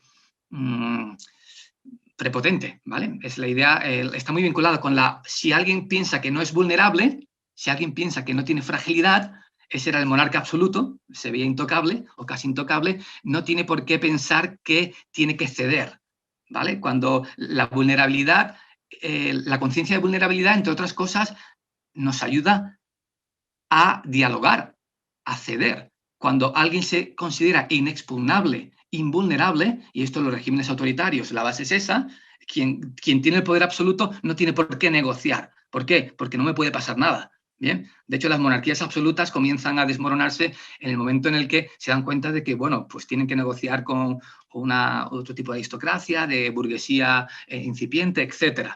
Por lo tanto, no podemos dialogar, no podemos actuar democráticamente si no es a través de la ausencia de ser vulnerables y frágiles. Porque cuando alguien se considera inexpugnable en una relación personal, de pareja, en una relación de grupo, pues no tiene por qué, no tiene ningún incentivo a poder dialogar. Y como especie, no sentirnos vulnerables nos convierte directamente incapaces de ceder y de dialogar. Pero luego hay 2 puntos más, y con eso termino, en este tipo de contrato, que son los siguientes. El primero es un contrato ausente de justicia interespecista, es decir, está hecho para la especie humana en exclusiva, sin tener en cuenta que somos un grupo conviviente de muchas otras especies, ¿vale? Por lo tanto, esto también es profundamente erróneo. O cuando se tiene conciencia de las otras especies es de forma instrumental. De forma instrumental. El propio concepto de humanismo, ¿vale? Al que yo no niego, ¿vale? Digamos, no soy antitético a ese concepto de humanismo, pero en el fondo el propio concepto de humanismo es un concepto que deja ausente a las otras especies. Y cuando lo hace de una manera, como decía, instrumental, o de una manera subordinada, de una manera secundaria, desde una cierta predisposición a que nosotros tenemos el logos y somos quienes podemos solucionar la situación. Y por último, y esto en el caso de Chernóbil creo que es muy adecuado resaltarlo, y en el caso de otros desastres nucleares, es la cuestión el contrato social también ilustrado está ausente, está carente de justicia intergeneracional. ¿Vale? Está hecho para el aquí y la ahora. Igual que el capitalismo no tiene una conciencia del futuro inmediato, porque exige un aquí y una ahora, un consumo, unas vivencias, una realidad que es una realidad muy presencialista. Y, por lo tanto, no existe conciencia tampoco en ese contrato de qué va a venir después, qué podemos dejar o qué deberíamos dejar, ¿vale? Porque una reflexión podría ser, bueno, vale, pensamos que va a ser peor, pero hasta que no asumamos que esto debe ser el positivizado, es decir, debería haber en los ordenamientos jurídicos derechos intergeneracionales, es decir, derechos con quienes no están, no solamente con quienes no son humanos, sino con quienes no están todavía, derechos para el futuro, tampoco podremos actuar debidamente. Entonces, yo creo que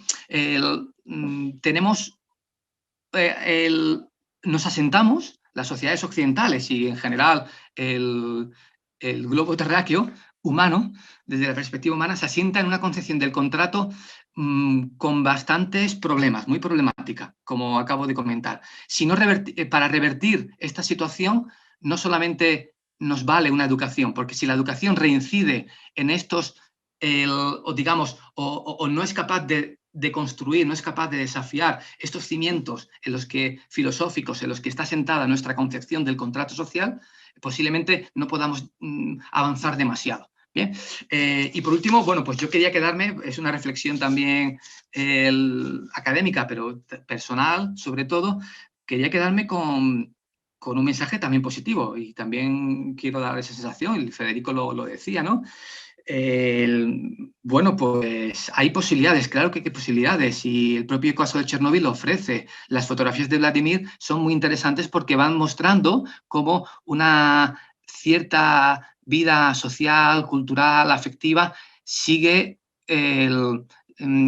sobrepone a las circunstancias adversas que el accidente generó en la zona. Incluso muchas personas siguieron habitando y de alguna manera yendo a la propia central, bueno, muchos liquidadores y mucha gente, trabajadores, y en muchas aldeas y en lugares cercanos, y también en el conjunto del país, de Bielorrusia, de Ucrania, de Lituania, de la extinta Unión Soviética, la vida siguió, y ahora leía no hace mucho un artículo que decía que la zona de exclusión, la denominada zona de exclusión, se había convertido en un santuario de lobos, donde bueno, pues la naturaleza había reemergido con una fuerza inusitada y había proporcionado un lugar de cobijo para una especie amenazada en otras partes de Europa y, bueno, pues una gran parte de los lobos europeos, o al menos en esta zona de Europa, habían encontrado un cobijo más que perfecto, ¿no? Bueno, pues, en fin, yo me quedo con ese tipo también de circunstancias que nos animan a pensar en positivo. Y bueno, no quiero ya robar más tiempo porque Antonio ya lo veo que está por ahí y porque además no me corresponde seguir soltando más historias. Así que nada, gracias de nuevo al Ateneo, a Jesús, por haberos involucrado en esto, y a Elena, a la que, bueno, no tengo palabras para agradecer todo lo que está haciendo, lo que ha hecho. Gracias. Bueno, es lo que pasa cada vez que habla Rafa, y sobre todo también después de escuchar a Federico, que uno empieza a tomar nota y llevo ya 3 folios. Pero ya veremos dónde acabamos esta noche. Elena, cuando quieras, sigue tú. Yo quiero rescatar la última reflexión de Rafael. Algo nos pasa en la especie humana si consideramos la zona cero como zona de paraíso. ¿Cómo estará el resto del mundo, no? Bueno, con esto voy a dar también la palabra a Antonio César Morón, profesor de la Universidad de Granada del Departamento de Didáctica de la Lengua, y es dramaturgo, es experto en teatro social, teatro distópico, y bueno, sin más, le paso la palabra, Antonio.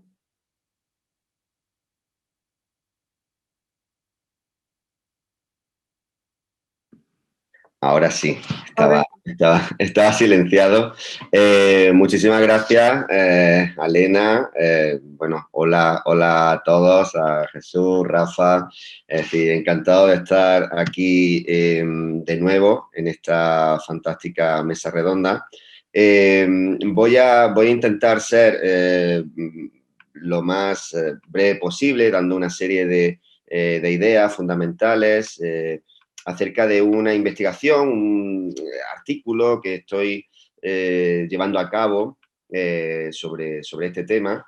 Y claro, es la idea de, oye, ¿cómo influye Chernóbil en el teatro? ¿No? Es decir, a mí me interesa siempre la investigación teatral y cuando Alena me planteó, mira, pues, ¿por qué no haces alguna aportación desde el punto de vista cultural acerca de lo que ocurre con Chernóbil? Pues yo, por supuesto, pues agradecidísimo por la idea.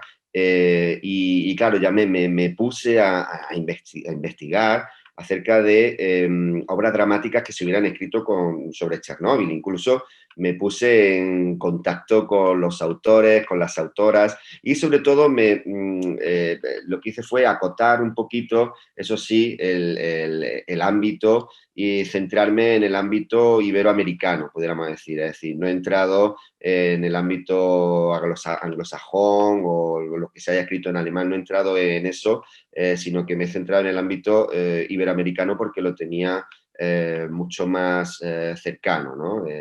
Y también porque, claro, si te centras en otro ámbito, pues ya tienes que estar tirando muchas veces de traducciones, en fin, que es más, traducciones que a lo mejor no existen, obras que son difíciles de recopilar. Entonces me centré en el ámbito iberoamericano y me centré en el siglo, sobre todo lo que se hubiera escrito durante el siglo XXI, también, para no irme más allá, es decir, acoté un poquito el terreno. Y claro, pareciera que dice, bueno, ¿y qué te vas a encontrar en el siglo XXI hablando sobre Chernóbil, ¿no? Algo que ocurre en la postrimería del siglo XX, ¿no? Ya casi al final del siglo XX.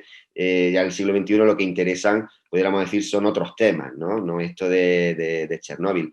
Sin embargo, voy a leer algunos títulos de algunas obras y voy a decir, ¿no?, a qué país pertenecen. Tenemos, por ejemplo, La plegaria de Chernóbil, España 2006, Petit Hotel Chernóbil, Argentina 2006, Chernóbil, paraíso natural. Antes se estaba hablando, ¿no?, del paraíso natural de Chernóbil. Bueno, Chernóbil, paraíso natural, España 2010. Los cisnes de Chernóbil, República Checa, aunque lo hace un español, pero un español que reside allí en la República Checa, 2014. Este título me gusta especialmente, La esperanza de un bosque brotando de mi cadáver. Este lo realiza un autor mexicano en el 2018 y fue además una de sus, fue su tesis de licenciatura en estudios dramáticos. Y la verdad es que es una obra que tiene muchísimo interés por la forma en que él enfoca Chernóbil, ¿no? El idiota de Chernóbil, Chernóbil, bunraku japonés, es decir, un bunraku, un teatro de muñequitos japoneses que se denomina Chernóbil. Carré de Chernóbil, esta es una obra también española. Creo que son mallorquines, la gente que preparó esta obra. Atracción, es una obra escrita por una autora francesa y representada por un grupo brasileño, es de 2020. Carré de Chernóbil también es de 2020.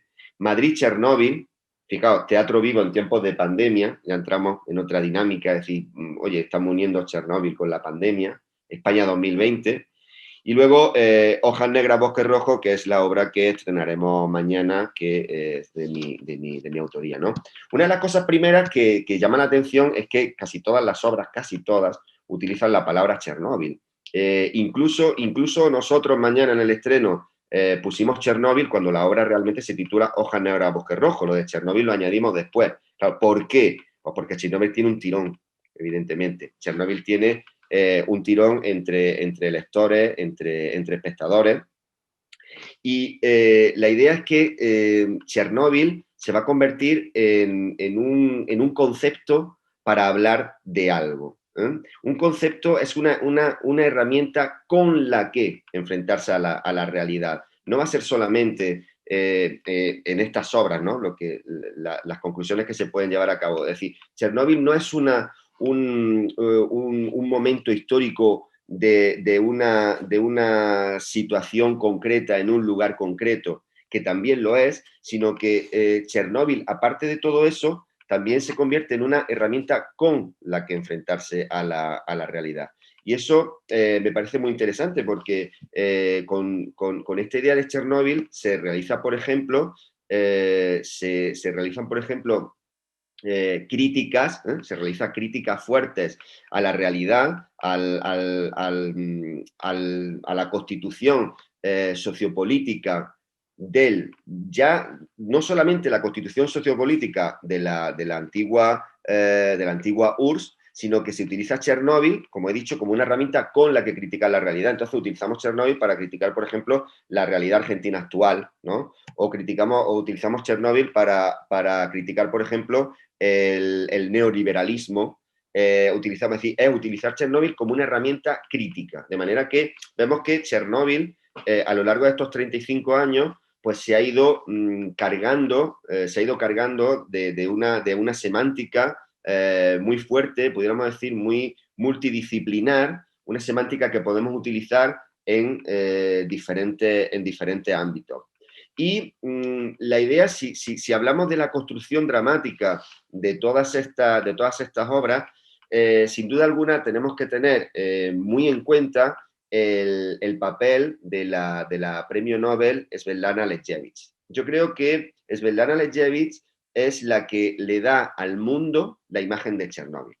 Es la que le da al mundo la imagen cultural de qué es Chernóbil. Es quien colorea, pudiéramos decir, quien colorea la emoción acerca de Chernóbil.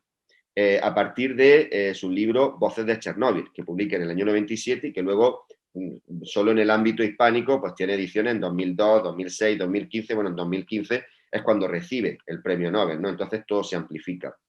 De manera que la manera de mirar Chernóbil, cuando uno analiza las obras, se da cuenta de que en gran parte esa manera de mirar, de atender a Chernóbil, está coloreada, pudiéramos decir, por la propia Svetlana Alexievich.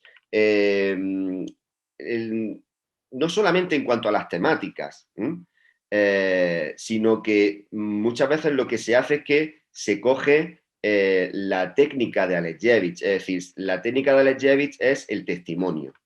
El testimonio de Alexievich tiene una grandísima potencia desde todos los puntos de vista, pero yo creo que eso muchísimos directores, dramaturgos lo captaron rapidísimamente y decidieron llevar parte de esos testimonios a la escena, con las palabras mismas de Alexievich, o muchas veces lo que se hace es intercalar entre los distintos fragmentos de Alexievich, intercalar algunas escenas y algunas situaciones, e incluso ficcionalizar, ¿no? Ahí, en esta obra que decía de Anacarsis Ramos, ¿no? Que es la de La esperanza de un bosque brotando de mi cadáver, aparece la propia Alexievich, ¿no? Es decir, él ficcionaliza a la propia Alexievich tomando esos testimonios.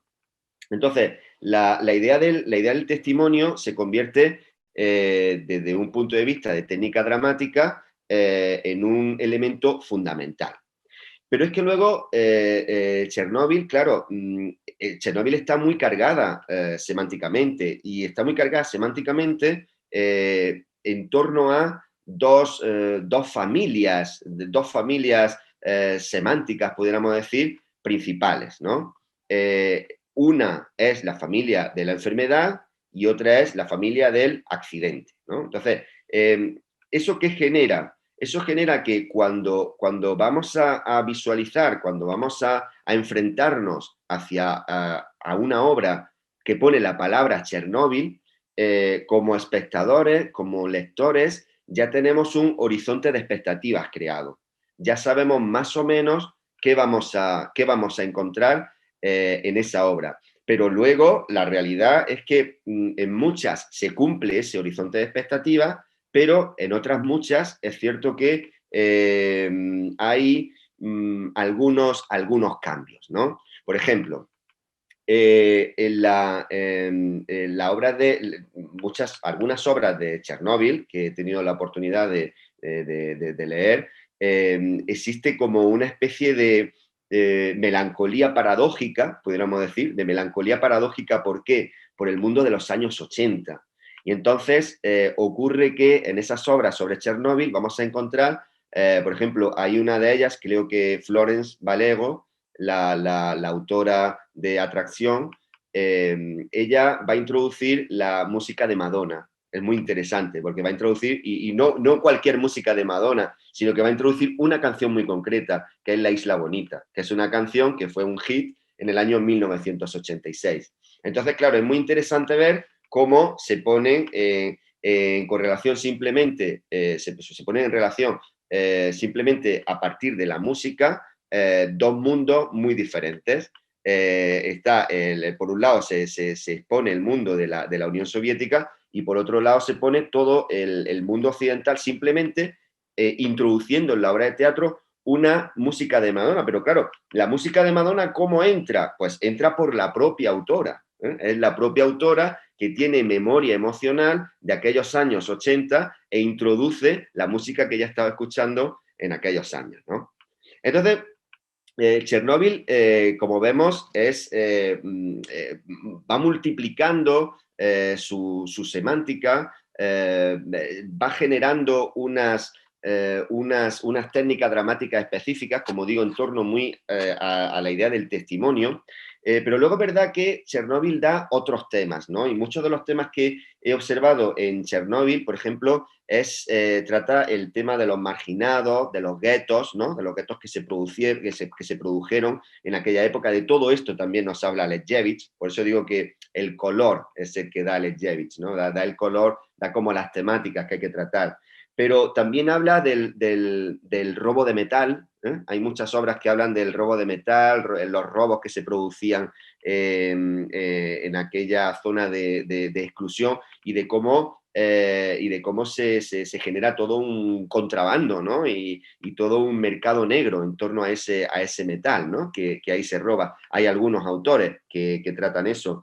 Luego, otro de los temas que se trata, y bueno, ahí tenéis el título, Petit Hotel Chernóbil, ¿no? Es decir, la idea de, oye, Chernóbil como un hotel turístico, ¿no? La idea de Chernóbil puede ser también un hotel turístico, un hotel que un hotel al que, un espacio al que ir a hacer un turismo de riesgo, podríamos decir, ¿no? Como el que se va a hacer turismo y se tira por una catarata, pues la misma historia, ¿no? El turismo de riesgo, que es algo que está funcionando mucho actualmente, pues también recoge el teatro esta idea del turismo de riesgo. Y luego, por último, y creo que lo habíamos anunciado en un principio, la idea de la ligazón de Chernóbil con la pandemia actual.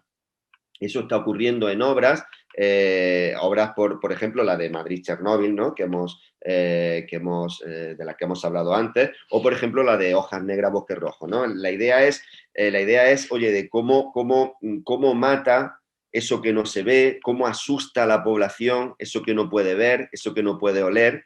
En Chernóbil, uno de los elementos que generan la acción de muchas obras y que simboliza la transformación es la radiación, ¿no? La radiación se utiliza en las obras sobre Chernóbil para generar un elemento de mutación, de cambio. Incluso se llega, y esto nos lleva incluso a una obra como Los Cisnes de Chernóbil, donde parece una especie de cuento de hadas, lo que nos está contando, ¿no? Nos están contando un mundo distópico donde ha habido una serie de mutaciones, en una especie de bosque. Es decir, que ese término o ese concepto, o ese sema, podríamos decir, de la radiación, tiene un gran poder dentro de lo que es la constitución de las distintas obras sobre Chernóbil.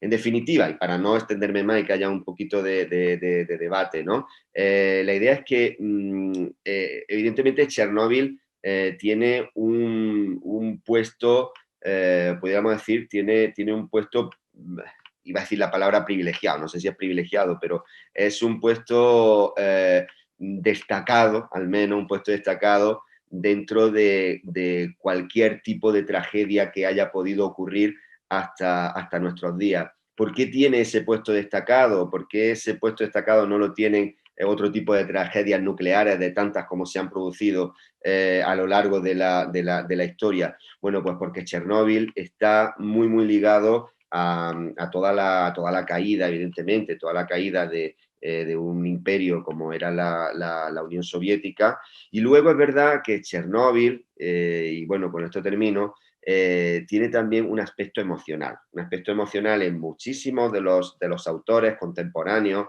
que están tratando el tema de Chernóbil, que es gente que nació alrededor de los años 70, 60, 70, casi todos los autores incluso autores mucho más jóvenes, gente que nació en los años 80, casi 90, pero que sobre todo especialmente los que nacieron en los años 70, tienen ese aspecto emocional de cuando tratan Chernóbil realmente están tratando su infancia. Esto es interesante, ¿no? Su mirada, su infancia, su recuerdo, su memoria, y todo eso lo va a incluir, se va a incluir de alguna forma dentro de sus obras. Pues muchas gracias, Antonio César. Era el colofón de la guinda del pastel que nos faltaba después de las intervenciones anteriores. Tal vez Alena quiera hacer algún comentario o pregunta para iniciar unos minutos de debate con la sala.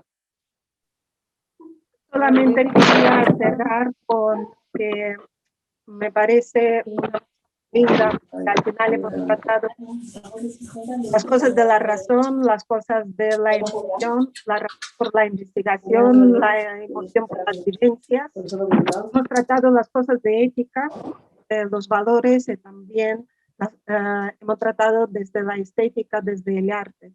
Y yo creo que estos son aspectos importantes para también el cambio del que estaba hablando Rafael, de las transformaciones, para llegar a la educación como herramienta de cambio, lo que destacaba Federico. Simplemente desde mi parte dar unas gracias enormes a todos los que están asistiendo y simplemente para dar también unos minutos para la... Gracias. Si hay que darle las gracias aquí a alguien, hay que dártela a ti, que eres la causante de todo esto. Así que vamos a ver si hay alguien más en la sala que quisiera intervenir, porque hay... Adelante, Matías. Sí. Activa tu micro. Ya, ahora espero que sí se oiga ahora, ¿no? Bien, pues yo quiero agradeceros a los que habéis participado. Matías, si puedes acercarte un poco al micrófono, que no se oye mucho. Bueno, es que voy a ver si ¿se me oye ahora mejor? Ahora mejor, sí. No sé si se me oye. ¿Se me oye ahora? Ahora mejor, sí. Ahora mejor, vale. Yo simplemente primero agradecer a las personas que habéis participado, tanto los que habéis preparado vuestra colaboración hablando, como las entidades, la UNESCO y el Ateneo. Pero realmente a quien yo quiero agradecer y felicitar es a Alena. La conozco hace ya bastantes años y he tenido el placer, la satisfacción de haber colaborado con ella cuando era estudiante aquí en la Universidad de Granada, puesto que no se le reconocieron sus estudios que traía de Rusia. Hizo aquí el doctorado y afortunadamente ya ha podido entrar como profesora, de la cual pues de ese hecho pues nos estamos beneficiando todos en este acto, por ejemplo. Enhorabuena por esta semana, que es una muestra de lo que eres capaz de hacer, porque no te has limitado a la mera actividad académica de muchos de los profesores que únicamente están preocupados de hacer currículum, sino que esta actividad demuestra el compromiso de haber estudiado un tema de enorme actualidad y trascendencia y cómo tiene una repercusión hacia la sociedad para que tomemos conciencia, aprendamos, conozcamos con la exposición, con la obra de teatro, etcétera, etcétera. Entonces yo me voy a permitir decir que Alena ha sido una luchadora impresionante, porque venir de un país ajeno con una lengua que tampoco era su lengua vernácula, haber intentado luchar porque ha trabajado en muchas cosas para ganarse la vida y lo suyo es realizar su trabajo ahora como investigadora y docente en la universidad. O sea que felizmente ha podido estar, como todos supongo que sabemos, ahora mismo está en Melilla, pero igual podría estar en cualquier otro sitio. Así que yo quiero destacar de ella ese afán por luchar, por superarse, por conseguir lo que quiere. Y destacar que no sé si sabéis que además de otras muchas cosas que sabe hacer, pues pinta, toca la música, participa en la foto, o sea, ahora va a participar en el teatro también, o sea que es polifacética y es porque vale mucho, tiene muy buenas cualidades, además de todas estas que hemos dicho académicas. Así que no podía pasar sin decir que enhorabuena, que adelante y que sigas teniendo toda clase de éxito. Nada más. Gracias, Matías. ¿Alguien más quiere intervenir? Yo Conchita. solamente quiero dar las gracias y decir a todo el mundo, porque si no estuviera Matías, yo tampoco estaría aquí, porque es mi director de la tesis doctoral y el que al final vino a decirme, ¿por qué no la haces? ¿No? Porque ni siquiera me había planteado, así que gracias, Matías. Y de verdad que te agradezco. Gracias. Esto es posible porque...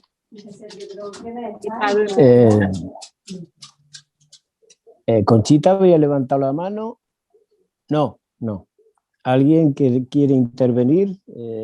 Pueden activar los micrófonos e intervenir directamente si quieren. Entre los que habéis intervenido también os podéis cuestionar, ¿eh? Yo solo quiero decir con lo que decía Matías, que se refería a Elena también como actriz, ¿no? Yo recuerdo cuando estábamos en la reunión con el director, Elena, el director y yo. En principio la reunión no era una reunión para que ella interviniese en la obra, era una reunión para poder utilizar un elemento, que era el elemento de la fotografía de Vladimir en el montaje, pero estábamos hablando y el director creo que se quedó prendado con Elena, dijo, yo te veo dentro de esto, y entonces su aportación es magnífica. No puedo decir cómo es porque todavía no he visto nada del montaje, pero estoy seguro de que tiene una gran aportación, porque al director le interesó muchísimo su metal de voz y su acento, le interesó muchísimo para introducirlo dentro del montaje, pero que fue así, es como eso de que un director se fija en ti, pues eso es lo que pasó, el director se fijó en Elena. Simplemente una hora de conversación, ya sabía que la quería tener en el proyecto. Qué bien. ¿Alguna intervención? ¿O vamos terminando? Yo he tomado 3 folios de apuntes, pero ya que me da corte decir algo. Yo, como persona que ha estado escuchando durante toda la tarde, solo agradecer el esfuerzo y me ha parecido muy interesante, me ha parecido que habéis abierto frentes para la reflexión. Yo me dedico a la docencia, trabajo con niños de infantil y bueno, creo que hay que pensar que haya futuro y a luchar con uñas y dientes por cambiar esas mentalidades y conseguir, bueno, que haya una esperanza para esas generaciones que tienen que cambiar, que a través de la educación logremos encontrar ese camino. Muchas gracias a todos. Gracias a ti, Marc, muchas gracias. ¿Alguna otra intervención? No, seguro. A la de una, a la de dos. Y vamos cerrando. ¿De verdad? ¿Que nadie se queda con ganas de intervenir? Uy, qué raro. Esto me resulta muy raro. Bueno, pues ya está. Lo único que nos queda es aplaudir realmente a los que habéis intervenido y a Elena por esto. Y bueno, mañana los que tengáis la suerte de ver la obra de teatro ya me contaréis. A ver qué colofón, qué guinda le ponemos al pastel. Muchas gracias al Centro UNESCO, muchas gracias Universidad de Granada, Ayuntamiento de Granada, y gracias de nuevo a Elena y a los tres que habéis intervenido esta tarde. Para el Ateneo ha sido un auténtico placer y alegría teneros esta tarde aquí y los vamos dejando. Bueno, hasta la próxima, que seguiremos haciendo ciudad, que me dijeron el otro día que había que hacer. Digo, bueno, está bien, no me disgusta. A tono con lo que habéis dicho esta tarde.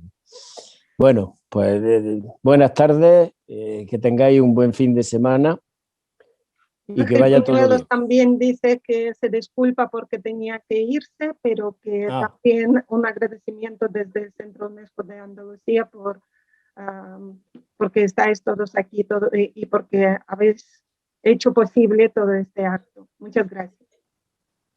Buenas tardes. Muchas gracias. Buenas tardes. Chao. Adiós. Buenas tardes.